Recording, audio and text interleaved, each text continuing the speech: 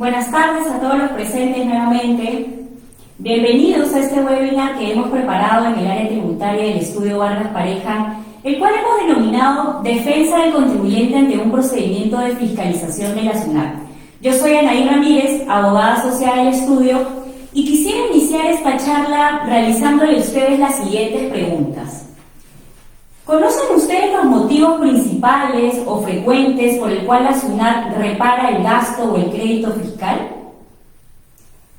¿Consideran importante que las áreas contables con áreas de otros departamentos del negocio, de la empresa, tengan que estar en constante comunicación para que conozcan a mayor detalle las operaciones y los futuros negocios que pretenda realizar la empresa?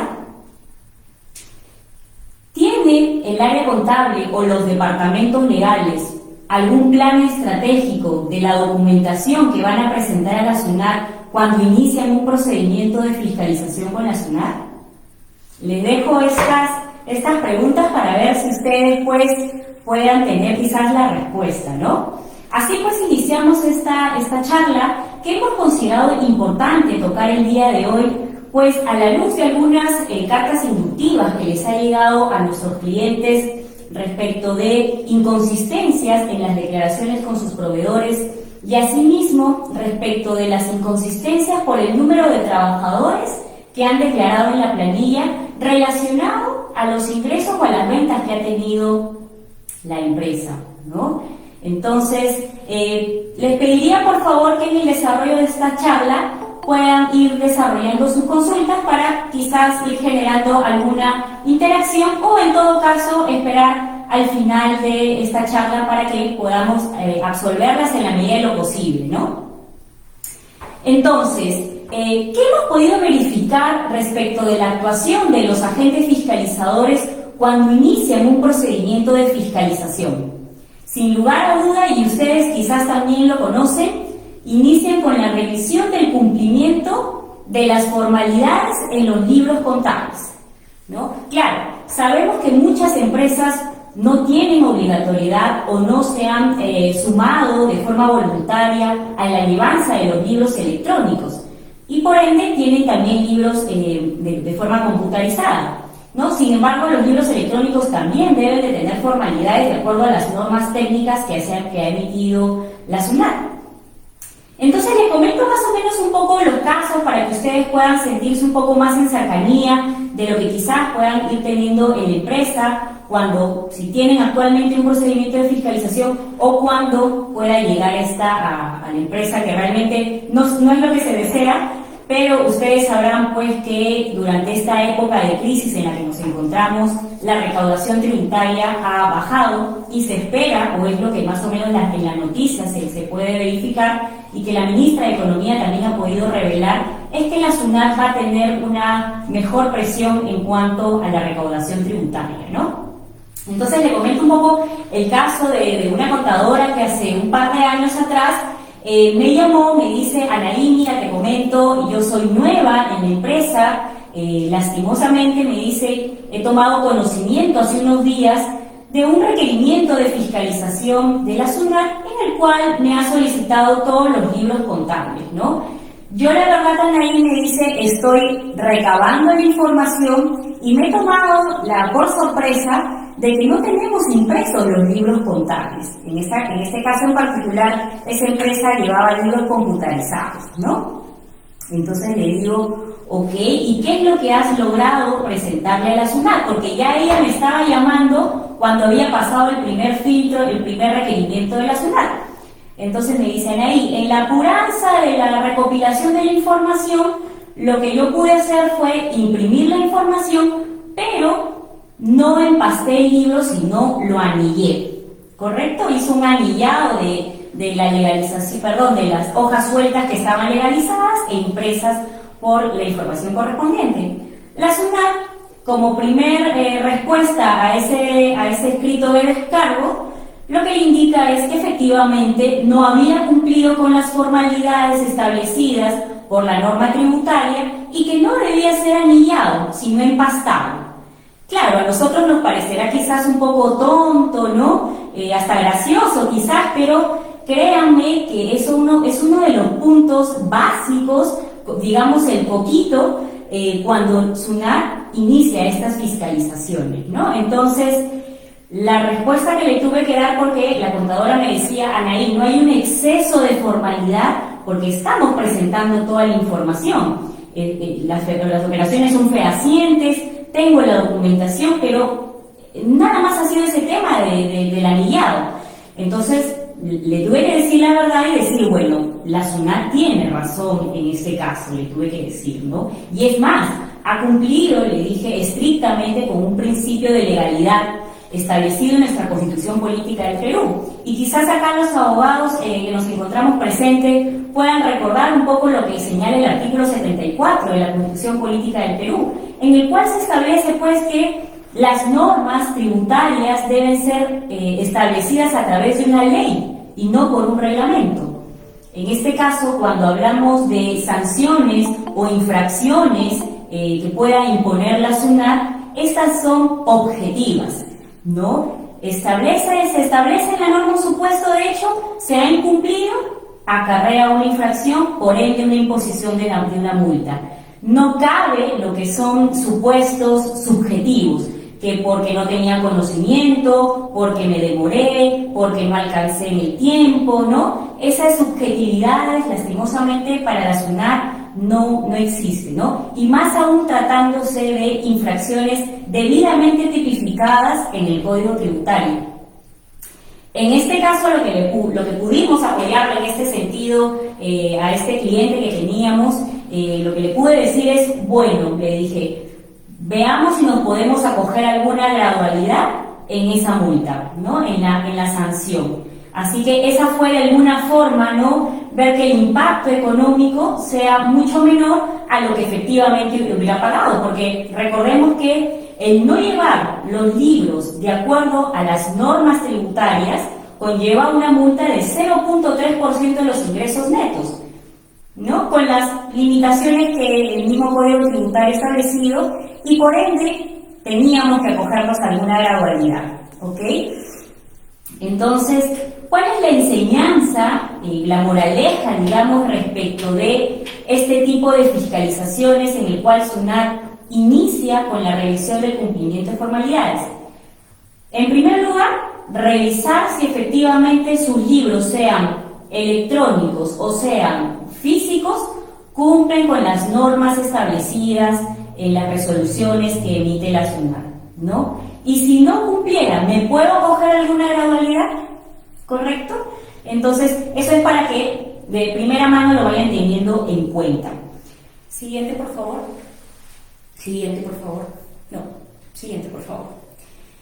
Y sobre este tema justamente pues ya había una jurisprudencia de años atrás en el cual el Tribunal Fiscal ya había dado de conformidad con lo que había establecido la SUNAT, ¿no? Y había indicado que específicamente los libros no deben ser anillados sino empastados, o sea, ya este es un criterio sentado por el Tribunal Fiscal. Siguiente, por favor. Otro punto importante y que quizás les suene muy común y que lo habrán escuchado pues tanto en nuestra asesoría de parte del área tributaria o en otro tipo de asesorías es contar con la mayor documentación, porque SUNAT lo que revisa es la fehaciencia de las operaciones, ¿correcto? En este punto les comento también un caso del año pasado que pudimos llevar y que actualmente nos encontramos, eso fue una fiscalización definitiva, en el que la SUNAT le requiere al contribuyente en su requerimiento el detalle de todos los gastos que había indicado en la declaración jurada anual. Y uno de ellos, justamente uno de los importes más materiales, porque recordemos también que la administración tributaria siempre apunta a los importes más materiales de acuerdo evidentemente al giro del negocio de la empresa, ¿no? En este caso, esta es una empresa que se dedica al sector inmobiliario, entonces se dedica pues a lo que es desarrollar proyectos de edificación. Y en estricto, uno de los puntos que le había requerido y el que estaba observando la SUNAT era respecto del pago de una penalidad por más de 150.000 soles, ¿correcto? El contador me envía este requerimiento de la SUNAT y yo le digo, pues, envíame la documentación que tienes, envíame el contrato donde se estipule el pago de esta penalidad, envíame cuáles han sido las circunstancias por el cual se ha tenido que efectuar el pago, la bancarización de ese pago, el comprobante de pago y toda la mayor documentación, ¿correcto? Juan, de la empresa Representaciones Damián, que lo vamos a denominar Juan para evitar un poco el tema de protección de datos personales, me dice, Anaí, lo que pasa, me dice, el motivo por el cual nos hemos demorado en la entrega del proyecto que teníamos establecido en el cronograma, en el contrato, ha sido porque de manera interna, pues las áreas de gerencia han decidido cambiar a cierto número de ingenieros. Entonces, por ese cambio es que hubieron demoras y retrasos a la entrega del proyecto. Ok, le digo. Pero, Juan, ¿tienes los reportes en el cual la empresa te indica que ya están incurriendo en la falta, en la demora? Sí, me dicen ahí, yo tengo toda la información y me las iba entregando, ¿no? Con toda esa información, nosotros elaboramos el escrito de descargo, evidentemente, y con base legal de que definitivamente es causal, ¿correcto? Porque de manera indirecta va a generar un potencial ingreso, que es justamente el desarrollo de sus actividades. Pero sobre todo porque esa cláusula penal estaba en el contrato. Ahora, cuando revisé el contrato, sí me di cuenta de que la cláusula penal era muy genérica, ¿no? Decía, por incumplimientos en los plazos del cronograma se pactará una penalidad por el monto de tanto, ¿no? Era muy general. Por eso nosotros recomendamos que cuando lleguen a las áreas contables los contratos o este tipo de situaciones, previamente los contratos deban de ser revisados, ya sea por su departamento contable o por su departamento, en este caso nuestra asesoría del lado del ojo tributario, porque recordemos que cuando SUNAT llega, pues quien revisa la información es un especialista en materia tributaria, contable, financiera, no es un especialista en contratos. Entonces, cuando ellos revisen, van a leer textualmente la información de manera expresa y van a poder presumir lo que ellos piensen, ¿no? Entonces, es por ello que es importantísimo que ustedes puedan validar lo que se indique en el contrato conjuntamente con una asesoría tributaria, con un ojo tributario, digámoslo así, ¿correcto? Entonces, pues nosotros efectivamente procedimos a elaborar el escrito de descargo, contando toda la información que nos había hecho llegar el área contable, adjuntando la información que teníamos para justificar el pago de esa penalidad. Y no se imaginan lo que nos ha respondido justamente hace un par de semanas la Administración Tributaria, porque estamos en un procedimiento de fiscalización definitiva, pues, ¿no? Que demora aproximadamente un año. Nos está observando el hecho de que se le explique por qué se hizo el cambio de esos ingenieros. Porque claro, ellos dicen, ¿no? Si no hubieran hecho el cambio de esos ingenieros, probablemente los anteriores hubieran cumplido con la entrega de acuerdo al cronograma establecido. Entonces, nos parecerá quizás un poco gracioso, ¿no? ¿Cómo es posible que la SUNAT, excediendo sus facultades de discrecionalidad, quiera de alguna forma hasta increpar el motivo o las decisiones gerenciales de los cambios de trabajadores, de locadores, entre otros, ¿no? Sobre este punto nosotros estamos todavía en análisis y evaluando, pero consideramos que tenemos argumentos sólidos para acreditar que esta operación debe ser un gasto deducible, porque eso es lo que pretende la SUNAT, ¿correcto? Definitivamente que se pague un 29.5% respecto de ese gasto y adicionalmente el pago de la multa tributaria por declarar cifras y datos falsos, más los intereses, ¿correcto? Esta es una fiscalización del ejercicio también 2018. Así es que habría unos intereses ahí importantes también, ¿no? Y ¿Cómo es que vemos pues que también se estaría incumpliendo el principio del debido procedimiento establecido en nuestras leyes administrativas, en el cual, ¿cómo no valida toda la información que se le está brindando y se ha empecinado y siendo incisivo en que se le explique por qué se cambiaron a los ingenieros? Ello no sería acorde con las leyes, ¿correcto? Siguiente, por favor. Y sobre este punto, justamente hace un mes también ha salido una RTF que, si bien es cierto no es de observancia obligatoria, sí nos aporta jurisprudencia para afrontar estas fiscalizaciones con la SUNAT, ¿no? Y en esta RTF del 2020 pues nos dice que la deducción del gasto por penalidad requiere la acreditación de la obligación contractual de pagarla. Entonces ya el Tribunal Fiscal estaría validando que cuando el contrato lo diga, cuando el contrato especifique de que se debe de pagar una penalidad de acuerdo a los hechos y circunstancias que ameriten ello, pues va a ser deducible, ¿no? Definitivamente, eso sí también es importante advertir, no todas las penalidades son deducibles. Cada caso en concreto debe ser analizado, porque de alguna forma hemos visto en nuestra experiencia tributaria, en la Defensoría al Cliente, que la SUNAT, uno de sus argumentos también que señala es aceptar que ese gasto es deducible, es aceptar en los incumplimientos contractuales, es como avalar esa conducta, dice la SUNAT. Entonces, por ello, como Estado no podemos avalar esas conductas, por ende es un gasto no deducible, pero ello no necesariamente es así, ¿correcto?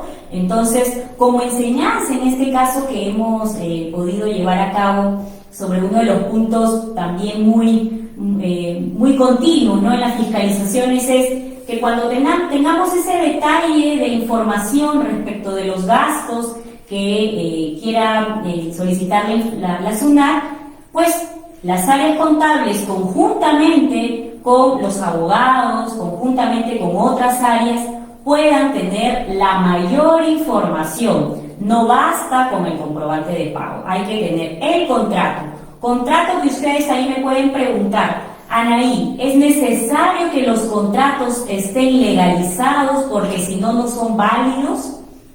Si tuviéramos que defender a un contribuyente, a un cliente, diríamos, y que la SUNAT esté reparando por ese sentido, diríamos que no, porque no hay ninguna norma legal para efectos tributarios que me exija una legalización en el contrato, salvo en el contrato de arrendamiento. Ahí sí me exigen que tiene que ser legalizado para que adicionalmente puedan ser deducibles los servicios públicos, ¿correcto? Sin embargo, si estuviéramos previo a las operaciones, previo a una fiscalización y a manera de una gestión tributaria, a manera de tener el cumplimiento tributario, sí recomendamos que todos los contratos que sean de un importe material, ¿no? Definitivamente no podemos hablar de que una operación quizás de 1.000 soles o menos de los importes de bancarización tengamos que exigir contratos, tampoco nunca tan legalistas, ¿no? Pero sí aquellos importes materiales, sí recomendamos que los contratos estén legalizados, porque otorga fecha cierta al ser notariado y adicionalmente pues otorga mayor credibilidad cuando estamos frente a una fiscalización con la SUNAT. ¿Ok? Siguiente, por favor. Otro punto importante que también hemos podido verificar es que ustedes sabrán pues que la SUNAT, para determinar su obligación tributaria, puede realizarla sobre base cierta, que es cuando tiene todos los elementos de hecho, toda la información, o sobre base presunta, ¿no? Hablamos de base presunta cuando, no teniendo toda la información, o cuando, por ejemplo, ¿no?, y eso está estipulado en el artículo 64 del Código Tributario, cuando, por ejemplo, el contribuyente no presenta sus declaraciones o no tiene libros contables porque de pronto hubo un siniestro, hubieron robos y no tiene una denuncia policial, ya son supuestos para que la SUNAT pueda determinar la obligación tributaria sobre base presunta, ¿ok? ¿Y qué conlleva ello? que evidentemente pueda tener presunciones en omisiones de ingresos, ocultar bienes, ocultar comprobantes de pago. Todo ello va a acarrear que SUNAT pueda presumir que existe una omisión de sus ventas, con lo cual evidentemente les exigiría el pago del impuesto a la renta y el pago del IGB, más la multa tributaria, ¿no? Ocasionando pues un perjuicio económico en el supuesto que el contribuyente no pueda desvirtuar esas presunciones. Por ello es que es muy importante que los contribuyentes, que son quienes tienen la mayor carga de la prueba, deban de tener toda esta información conciliada, ¿no? Es importante que en la revisión de sus impuestos, en la revisión de la documentación, pueda conciliar su contabilidad con lo declarado, salvo, evidentemente, en la medida que por ajustes, ya sean extracontables o ajustes de la normativa tributaria, tenga que haber una diferencia, pero dicha diferencia tiene que estar justamente plenamente identificada. Y eso me lleva justamente a este caso que, digamos, tengo un cliente que es caserito en el estudio también, que hace 3 años le viene llegando una carta inductiva que probablemente también les haya llegado a ustedes, y es respecto de los depósitos en la cuenta de detracciones. Como sabrán, pues la cuenta de detracciones es un pago anticipado del IGB y que servirá como fondo para que puedan pagar sus impuestos los contribuyentes, ¿no?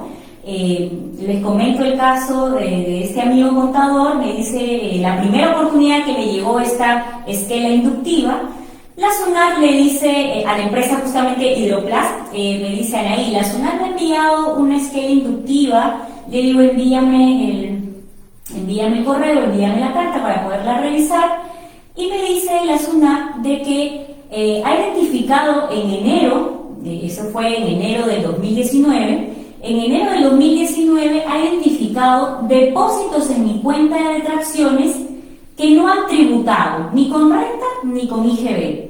Y yo le digo, ¿y estos depósitos a qué se deben? ¿Han habido errores?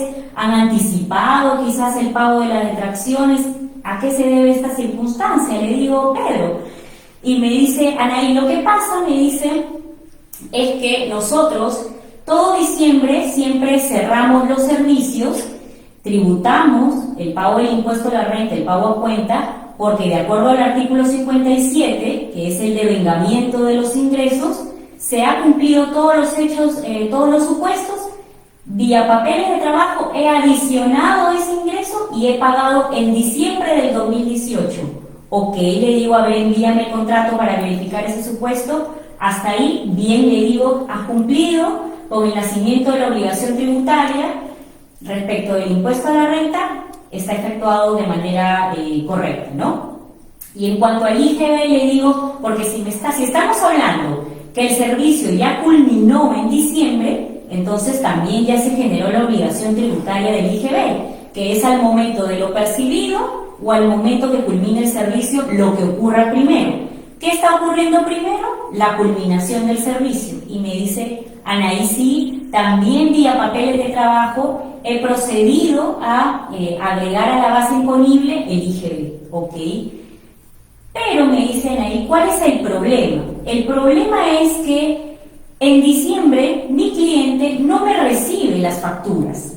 Y yo le digo, ¿pero por qué no te recibe? Me dice, por temas comerciales, ellos a partir del 20 de diciembre ya no reciben ninguna factura y me piden que la emitan en enero, y es en enero cuando me hacen el depósito de la detracción. Entonces yo le explico y le digo, Pedro, sabemos que esto es incorrecto, ¿no? Sabemos que la obligación de emitir un comprobante de pago está ligado con el IGB y es al momento que culmine el servicio, al momento que entrego el bien o cuando percibo el dinero, lo que ocurra primero. Si ya el servicio había culminado, se ha debido de emitir el comprobante de pago en diciembre. Pedro me dice, Anaí, lo sé correctamente, estamos de acuerdo, pero no puedo hacer más con estos clientes, pues me dice, ¿no? Entonces, ok, le digo, mira, sin embargo, no existe ninguna norma que indique que hay una multa por emitir de forma extemporánea un comprobante de pago. Por no emitir sí existe multa, definitivamente, pero por emitir un comprobante extemporáneamente no existe. Entonces, el hecho que lo emitas al mes siguiente, ok, pasémoslo, digámoslo así, ¿no? Validémoslo, ¿ok? Porque si he grabado con renta y con IGB, he cumplido con el fisco y le he hecho el pago de los impuestos en la oportunidad que las normas tributarias me exigen. Sin embargo, pues, la SUNAT, como no evidencia esta información, como no corrobora esta información y simplemente se centra en el periodo de enero del 2020, indica pues que no se han pagado los impuestos. Entonces, igualmente, ¿no? Presentamos un escrito de descargo, argumentamos todo lo que les he explicado y pues efectivamente esto sale airoso, ¿no? Esta esquela de información le vienen emitiendo a mi cliente 3 años seguidos, ¿no? Se le explica nuevamente y nuevamente, ¿no? Hay un tema ahí un poco de vulneración al debido procedimiento, porque la SUNAT debería de encargarse de revisar, de conciliar quizás un periodo anterior, quizás un periodo posterior, ¿no? Consultarle al cliente, al contribuyente la razón de ser, ¿no? Sin embargo, sobre base cierta para ellos, porque ya el tema del depósito de las declaraciones, ellos asumen que es base cierta, pretenden solicitar el pago de los impuestos, ¿no? Siguiente, por favor. Y justamente, pues, en el 2016 salió una RTF de observancia obligatoria en el que claramente deja el criterio indicando que para efectos de determinar sobre base cierta, tanto el impuesto de renta como el IGB, no es suficiente por sí sola la información obtenida por la Administración Tributaria a partir de los depósitos efectuados en la cuenta de detracciones. ¿Correcto? Debe la SUNAT de pedir mayor información y no solamente fijarse en esos depósitos. Porque claro, bien podría el cliente de ustedes equivocarse en el depósito, que es muy usual, a veces hasta en el código se equivocan, ¿no? En el importe, y que no por esa razón la SUNAT va a pretender exigir un pago de los impuestos, ¿no? Así que, ¿cuál es la enseñanza aquí para ustedes, ¿no? Que ustedes tienen que tener en cuenta? Definitivamente, las áreas contables, en este caso, tienen que tener validados sus papeles de trabajo. Así como en este caso Pedro me comentaba que se debía a un ajuste vía papeles de trabajo en el mes de diciembre y a una deducción en el mes de enero porque ya lo había tributado, esa información que la tiene conciliada deben de tenerla ustedes ya completamente mapeada para que cuando llegue la administración tributaria, sea por una esquela inductiva o sea en un procedimiento de fiscalización, ustedes ya sepan qué responder y pues adicionalmente adjuntar el escrito de descargo con las normas legales y con la documentación pertinente, ¿no? Así, señores, entonces, para resumir un poco lo que hemos estado comentando en estos 3 casos que les he informado, en base a nuestra experiencia que hemos podido tener de los puntos básicos que la SUNAT últimamente pues ha tenido observaciones y acotaciones a los clientes. Sin lugar a duda, ¿qué es lo que deben de tener en cuenta para que el procedimiento de fiscalización sea exitoso? Primero, recomendamos que sea el área contable o el departamento legal, en apoyo también de asesoría tributaria, puedan establecer un plan estratégico de la documentación que hay que presentar a la SUNAT. ¿Correcto? Si se trata del cumplimiento de obligaciones de formalidades, ¿cumplo con esas formalidades? Ok, no cumplo. ¿Puedo acogerme a una gradualidad? Ese es otro punto, ¿no? Segundo, sabemos que la administración tributaria pues tiene la forma de determinación de la obligación tributaria, sea sobre base cierta o sobre base presunta. Si se trata de una base presunta, debe el contribuyente, deben ustedes tener toda la información que pueda sustentar las operaciones y que adicionalmente pueda desvirtuar las posibles presunciones que pretenda argumentar la SUNAT. ¿Correcto? Y finalmente, reconocemos que la Administración Tributaria, dentro del ejercicio de sus facultades de fiscalización, pues sí, tiene el artículo 62 del Código Tributario, en el cual le permite que sea su fiscalización de forma discrecional. Pero no debemos permitir que esto sea indiscriminado, sino tiene que cumplir con los principios tributarios establecidos en nuestra Constitución Política del Perú, ¿correcto? En el cual pues básicamente están los principios de legalidad, que el impuesto no tiene que ser confiscatorio, porque si no estaríamos hablando de un exceso en la capacidad contributiva del contribuyente, vulnerando y perjudicando económicamente al empresariado, ¿no? Pues en caso contrario, y efectivamente se vulneren estos principios básicos establecidos en la Constitución Política, definitivamente el contribuyente tendría los mecanismos legales para ser presentados ya sea ante un poder judicial o ante un tribunal constitucional y que pueda dejar sin efecto tanto los requerimientos en un procedimiento de fiscalización como los resultados, ¿no? Y bueno, quizás probablemente también posterior ya sea a una etapa de reclamación o una etapa de apelación. Así es, señores, entonces esta es la información, esta es la charla, el conversatorio que he querido tener con ustedes. No sé si tienen alguna duda, alguna consulta de lo que hemos tratado. Quizás alguno de ustedes está llevando actualmente un procedimiento de fiscalización. Quisiera saber, por favor, sus dudas.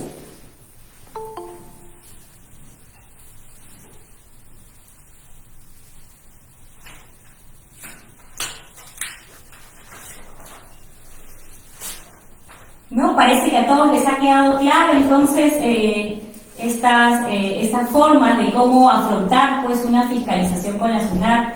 Espero que haya sido de su agrado. Próximamente los estaremos invitando nuevamente a otro webinar del área tributaria. Vamos a seguir de alguna forma creando comunidad con ustedes para que estén pues al tanto de los cambios, de las actualizaciones y de las últimas fiscalizaciones que pueda tener la SUNAT, para que ustedes estén preparados. Así que si no tienen alguna duda, alguna consulta, les agradezco nuevamente y nada, buenas tardes, hasta luego.